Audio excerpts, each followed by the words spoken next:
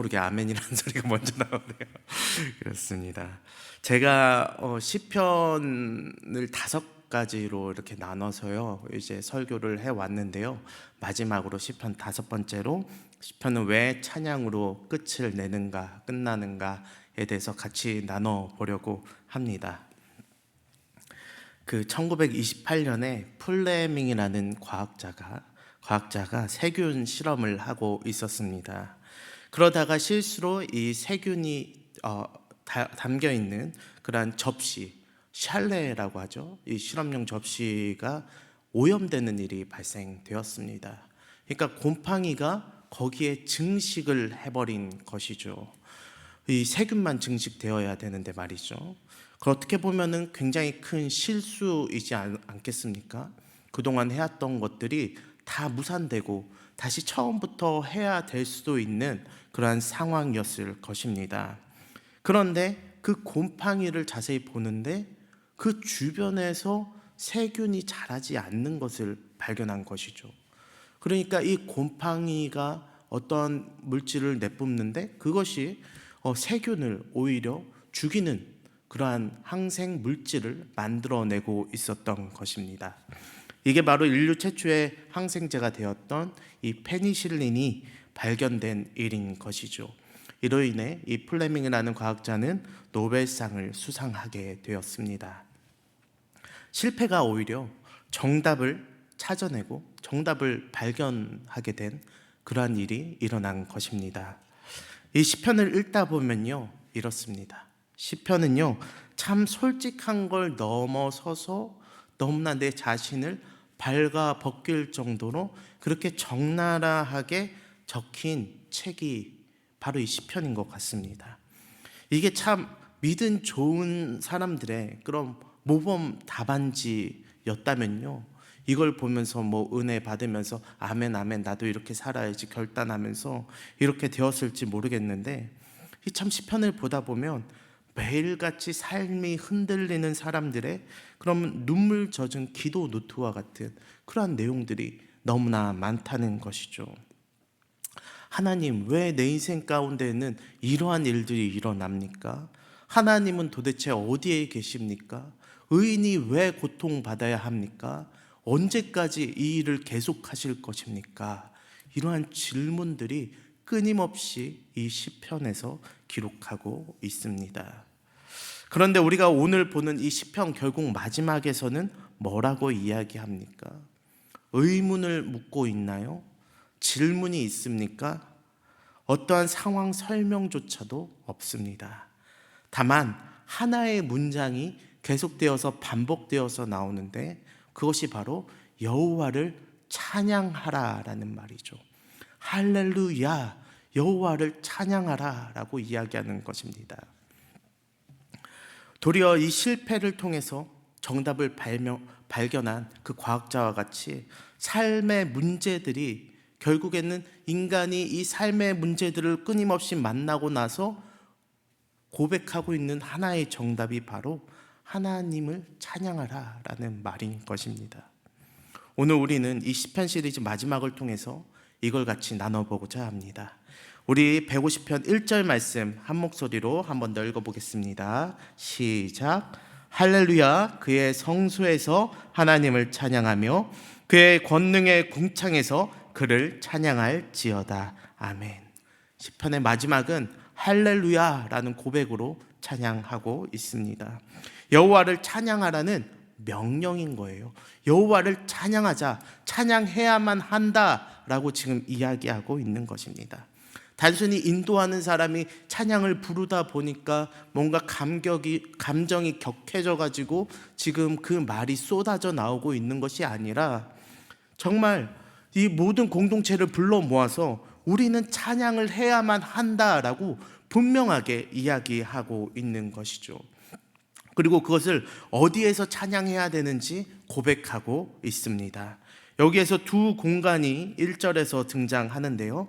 하나는 성소라는 곳이고 다른 하나는 권능의 궁창이라는 곳에서 찬양하자라고 지금 이야기하고 있습니다. 성소는 무엇입니까? 성소는 성전 안에 있는 하나님의 언약궤를 모시는 곳이지 않습니까? 오늘날로 따지자면 명확하진 않겠지만 이 교회 안을 성소라고도 할 수 있겠습니다. 그러면 권능의 궁창은 무엇입니까?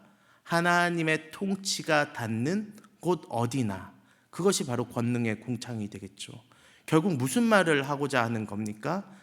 교회 안에서도 찬양하고 세상 나가서도 찬양하자라고 지금 이야기하고 있는 것입니다.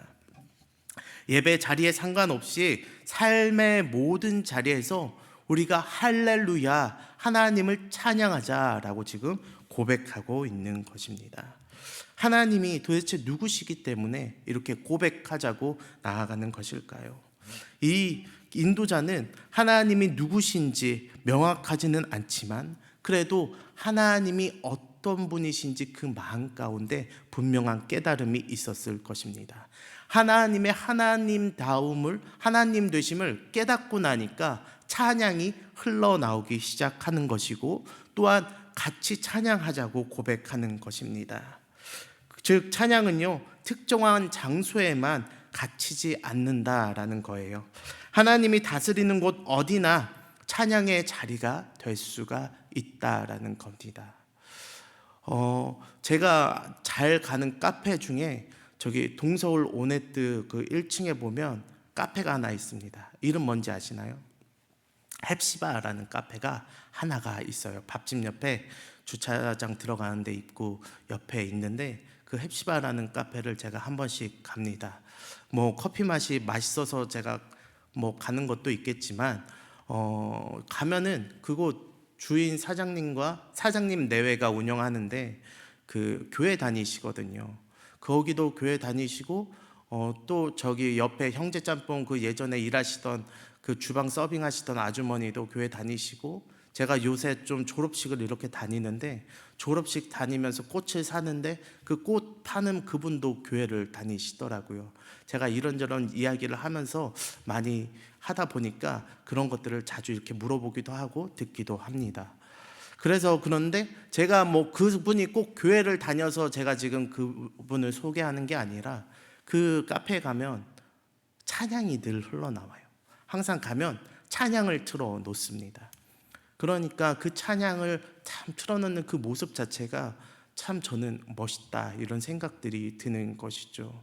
왜냐하면 카페라는 공간은 예수 믿는 사람이 올 수도 있고 또 예수를 믿지 않는 사람이 올 수도 있지 않습니까? 어쩌면 이 매출을 위해서라면 찬양이 아니라 예수 믿지 않는 사람들도 듣기 좋은 노래들이나 그런 것들을 틀어놔야 되지 않겠습니까? 근데 그분은 그렇게 하지 않는다는 것이죠. 항상 365일 가면은 거기에 항상 찬양이 흘러나옵니다. 제가 그것을 보면서 느끼는 것이, 저분이 만난 하나님이 얼마나 크길래, 때로는 이성적으로 내가 이것을 팔 것, 이해관계를 생각하면 못할 수도 있는 일들을 저렇게 교회뿐만 아니라 또한 내가 돈을 버는 곳에서 삶의 자리에서도 저렇게 하고 계시구나, 이런 생각들이 들었다라는 것이죠. 또 2절에서는 찬양의 이유에 대해서 이야기하고 있는데요, 그의 능하신 행동을 찬양하며 그의 지극히 위대하심을 따라 찬양할지어다 라고 고백하고 있습니다. 능하신 행동과 지극히 위대하심을 찬양하자고 하는데, 어떤 행동을 하셨기 때문에 그분이 지극히 위대하시다, 능하신 행동을 행하셨다라고 이야기하지 않습니다. 구덩이에서 나를 건져내셨기 때문에 그러셨다, 아니면은 나를 이 쇠고랑에서 풀려나게 하셨기 때문에 이렇게 하셨다라는 그러한 내용도 없이 능하신 행동을 우리가 그냥 찬양하며 지극히 위대하심을 찬양하자고만 고백하고 있습니다. 성경은 왜 이렇게 고백하냐면요, 너무나 중요한데요, 찬양에는 이유가 없다는 겁니다. 그들이 찬양하는 것에 있어서 내 삶에 어떠한 이유도 없다는 겁니다. 하나님이 나에게 이렇게 하셨기 때문에, 내가 아니면 하나님께 이렇게 했기 때문에 그 이해관계 속에서 찬양이라는 것이 터져 나오는 게 아니라, 하나님이 하나님 되시기 때문에, 우리가 그것을 발견했기 때문에, 우리는 찬양할 수밖에 없다고 고백하고 있는 것이죠. 김희석 교수님은 이것을 뭐라고 이야기하냐면, 문제가 해결되어서가 아니라 하나님이 하나님 되시기 때문에, 그리고 그것을 발견했기 때문에 이 화자는 고백하고 있다라고 이야기합니다. 능하신 행동이나 지극히 위대하심이 우리의 삶 가운데 보이지 않을지라도, 그분의 존재만으로도, 우리가 그것을 발견하는 것만으로도 우리는 그분을 찬양하기에 합당하다라고 이야기하고 있는 것이죠. 예를 들어서 우리 교회 상황으로 보자면 이런 겁니다. 지금 우리 교회도 모든 것이 지금 다 정리된 상태가 아닙니다. 담임 목사님을 청빙하는 과정 가운데 있고, 또한 많은 우리 성도님들이 속절없이 기다림의 시간 가운데 기도하시면서 그 시간들을 지내오고 계십니다. 그런데 시편 150편은요, 그 가운데 우리에게 이렇게 질문하는 겁니다. 기도하는 거 좋고 다 좋은데 우리가 지금 찬양하고 있냐는 겁니다. 여호와 하나님을 높이고 있냐라는 겁니다. 그 어떠한 이유도 우리의 찬양을 막을 만한 이유가 되지 못한다고 고백하고 있는 것입니다. 모든 것이 안정된 다음에야 우리가 하나님을 찬양할 수 있는 것이 아니라, 하나님은 어떠한 상황 가운데에서도 여전히 하나님 되시기 때문에 우리는 그분을 찬양해야 된다라고 고백하고 있는 것이죠. 저도 참 마음이 괴로워서 중고등부 이거 수련회 하는 게 맞을까? 청년부 이거 수련회 하는 게 맞을까? 우리 교회가 윷놀이라는 이런 행사들을 하는 게 맞을까? 이런 생각들을 해봤습니다. 그러나 성경은 분명히 이야기합니다. 그 어떤 것도 하나님을 높이는 일에 대하여서 그것을 막을 수가 없다는 것이죠. 우리의 인생 가운데 어떠한 고난도 우리가 주님을 찬양하는 것을 막을 수 없고, 우리의 인생 가운데 어떠한 즐거움도 그분을 높이는 것을 막을 수가 없습니다. 우리는 창조주의 창조물이라는 것 하나만으로도 그분을 찬양할 이유가 합당하다고 지금 이야기하고 있는 것입니다. 그리고 그 찬양의 고백이 우리의 삶 전체로 확장되어져 감을 3절에서부터 이야기하고 있습니다. 나팔 소리로 찬양하고, 비파와 수금으로 찬양하고, 소고치면서 춤추면서 찬양하고, 큰 소리 나는 제금으로, 높은 소리 나는 제금으로 찬양할 것을 이야기하고 있습니다. 이게 단순히 악기를 나열하면서 우리 이런 악기로 찬양하자라고 고백하는 게 아닙니다. 찬양의 영역이 점점 넓어짐을 고백하고 있는 것입니다. 우리가 하나님의 하나님 되심을 발견하고 그 은혜가 우리 가운데서 그 찬양의 영역을 점차 넓혀가고 있음을 고백하고 있는 것이죠. 이 나팔이라는 것은 언제 사용된 악기입니까? 성경에서 나팔 언제 불죠? 큰 행사가 있을 때나 전쟁 가운데 있을 때, 아니면 예배 드릴 때, 이러한 공적일 때 사용되어지는 악기가 바로 이 나팔입니다. 비파와 수금은 어떻습니까? 그와 반대됩니다. 개인의 삶 가운데 하나님을 묵상하는 자리에서 울려 퍼지는 게 비파와 수금입니다. 춤과 소고는 어떻습니까? 입술로만 찬양을 하는 것이 아니라 나의 몸 전체로 그것이 퍼져 나가는 겁니다. 곧 입술뿐만 아니라 생각과 마음을 넘어서 내 삶 전체로 하나님 앞에 찬양 드림을 이야기하고 있는 것이죠. 그 고백들이 크고 높은 재금과 같이 소리로 확장되어져 나가고 있음을 이 악기를 통해서 지금 보여주고 있는 것입니다. 그걸 안다면 찬양은 결코 예배 시간에만 머물러 있지 않게 될 것입니다. 삶의 자리 가운데, 기다림의 시간 가운데, 때론 뭔가 해결되지 않는 순간 가운데, 내 몸에 연약한 질병들로 인하여서 나의 연약함이 있을 때에도, 그 어떤 때에도 우리의 입술과 우리의 삶에서 나타나는 그 찬양을 결코 막을 수가 없게 될 것이라고 이야기하고 있는 것이죠. 그렇게 우리의 신앙 고백이 담긴 이 찬양들은요, 언제 결정되는지, 또한 내 삶이 언제 해결될지, 이러한 질문들로서 유지되는 것이 아닙니다. 즐겁고 기쁠 때만 찬양되어지는 것이 아니라는 겁니다. 도리어 찬양이 고백되어질 때 그리스도인들은 하나님의 뜻을 담담히 받아들이고 기다릴 수 있게 되는 것이죠. 사람의 인내심만으로는 하나님의 뜻을 결코 기다릴 수가 없습니다. 사람의 인생이 아무리 길어봤자 하나님의 그 모든 영혼 가운데 순간일 뿐일진데 우리가 어떻게 하나님의 뜻을 알아서 기다립니까? 사람으로서는 그게 결코 될 수가 없는 것입니다. 더군다나 우리는 한국 사람들이지 않습니까? 오늘 주문하면 내일 새벽에 배송을 와야지만 내 마음이 편해지는 게 바로 한국 사람들입니다. 우리가 엘리베이터를 타더라도 이 닫힌 버튼을 2-3번 눌러줘야 마음이 편해지는 게 이 한국 사람이라고요. 그런 우리에게 맞춰서 하나님께서 우리에게 그러한 하나님의 뜻을 이루어줘야만 우리의 삶 가운데 찬양이 흘러 넘치겠습니까? 우리는 결코 하나님의 뜻을 기다릴 수 있는 존재들이 아닙니다. 근데 그것을 찬양이 도와주는 겁니다. 우리가 찬양할 때 그것을 기다릴 수 있게 되고, 우리가 찬양할 때 그분의 뜻을 받아들일 수 있게 되는 것이죠. 우리는 때론 우리의 삶 가운데 여유가 없기 때문에 찬양하지 못한다라고 고백하기도 합니다.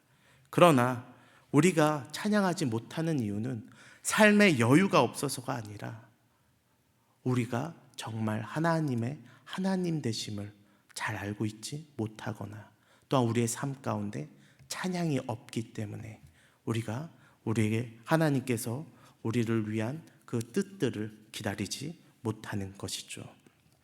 그렇게 6절에선 마지막으로 이렇게 고백합니다. 호흡이 있는 자마다 여호와를 찬양할지어다.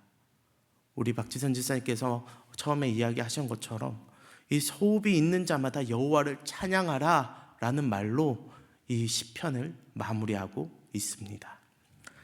찬양할 때 어떠한 직분자들이나 이것을 맡고 있는 사람들만 찬양하자라고 이야기하는 것이 아닙니다. 직분자나 리더나 준비된 자들만 찬양하는 것이 아니라 호흡이 있는 모두가 찬양을 해야 된다. 하나님의 하나님 되심을 우리가 알아야 된다라고 고백하고 있는 것이죠. 이 말은 곧 지금 이 시간 교회 안에 있는 모든 사람, 목사뿐만 아니라 직분자뿐만 아니라 다음 세대 및 새 가족들까지 이미 우린 그 찬양의 자리 가운데 초대되어 있다는 말입니다.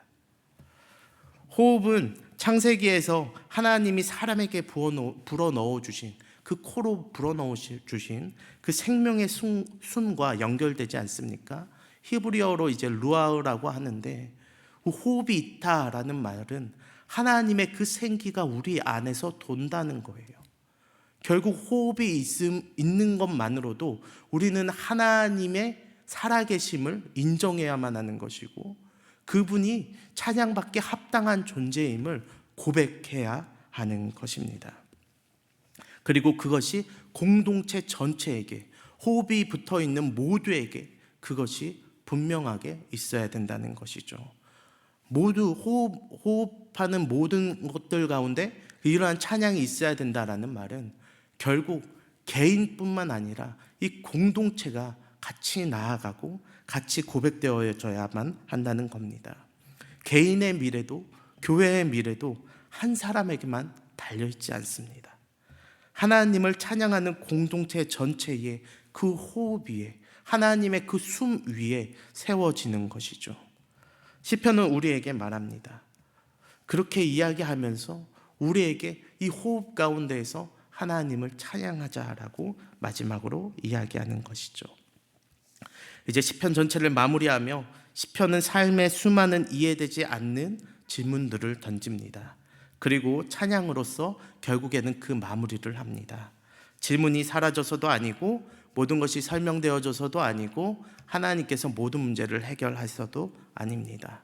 모든 실패와 고난, 어려움 다 겪어보니까 삶 가운데 다 어느 것 하나 헛된 것들밖에 없고 결국 하나님의 하나님 되심밖에 보이지 않더라. 우리의 마음 가운데, 삶 가운데 존재하는 그 모든 교만들이 다 사라지고 나니까 결국 하나님 한 분만 보이더라 라고 고백하는 것이죠.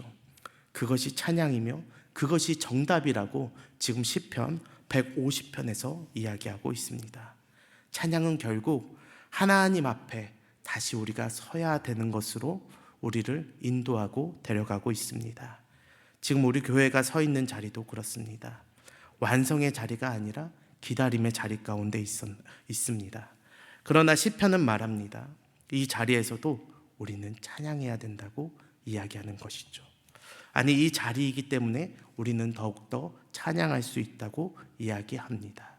모든 교회 가운데 왜 우리 교회가 이러한 수모를 겪어야 되느냐라고 고백되어질 것이 아니라 모든 교회들 가운데 하나님께서 이러한 것을 허락해 주셔서 하나님이 하나님 되심을 우리에게 더욱더 보여주고 계심을 우리는 알아야 된다는 것입니다. 결국 고난 없는 신앙의 성장은 없고 고난 없는 어떠한 신앙의 깨달음도 결코 존재하지 않는 것입니다. 사랑하는 우리 기신의 성도 여러분들, 이 시편을 마무리하며 우리가 동일한 고백으로 하나님 앞에 나아갔으면 좋겠습니다. 우리의 찬양의 이유가 그 어떤 것들이 아니라 그 어떤 우리의 마음 가운데 할 수 있다는 마음도 아니고 또 어떤 것이 해결되거나 또한 내가 연약하여서 고백되어지고 고백되어지지 말고가 아니라 하나님이 살아계시기에 우리가 호흡할 수 있기에 그것만으로도 주님을 찬양하며 나아가는 귀한 우리 계신의 성도님들 다 되시길 진심으로 바랍니다. 우리 이 시간 같이 잠깐 기도하기를 원합니다.